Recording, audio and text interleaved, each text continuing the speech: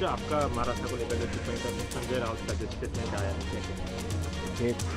इसी टिप्पणी पर मुझे कुछ नहीं कहना है। जहाँ तक सवाल है कि मैंने क्या कहा, मैंने कहा कि महाराष्ट्र का आज़ादी के आंदोलन बहुत बड़ा योगदान है। मराठी भाषा जो है, जैसे मराठी भाषा का सम्मान है, मराठी का सम्मान है, कन्नड़ का सम्मान है, तमिलियन का सम्मान है, तेलुगु का सम्मान है, उसी तरह से जैसे उनकी वो रीजनल लैंग्वेज है, जैसे उनको अपनी भाषा के प्रति प्यार है, उसी तरह से बिहार के लोग होंगे, उत्तर प्रदेश के लोग होंगे, झारखंड के लोग होंगे, मध्य प्रदेश के लोग होंगे, राजस्थान के लोग होंगे, उनकी भी अपनी भाषा है, उनकी हिंदी भाषा है।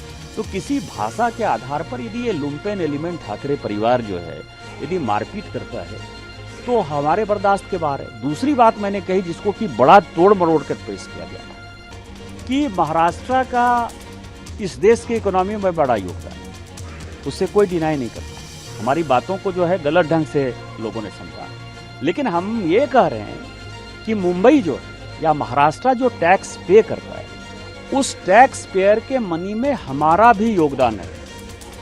इसका ठाकरे परिवार से लेना देना नहीं है, इसका मराठा से लेना देना नहीं है। इसका ये है जैसे कौन टैक्स पे करता है, state bank of India tax पे करती है क्योंकि उसका हेडक्वार्टर वहाँ है।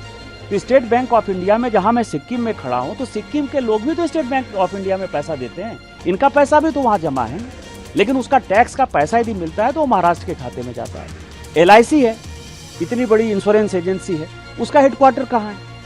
दूसरी बात यह है कि आप जो है गरीबों को मारपीट करते हैं। वहाँ जो है मुकेश अंबानी साहब रहते हैं, मराठी तो बहुत कम बोलते हैं, हिम्मत है तो जरा उनके पास चले जाओ। माहिम में जो है सारे मुसलमान हैं, हिम्मत है तो तुम वहाँ चले जाओ।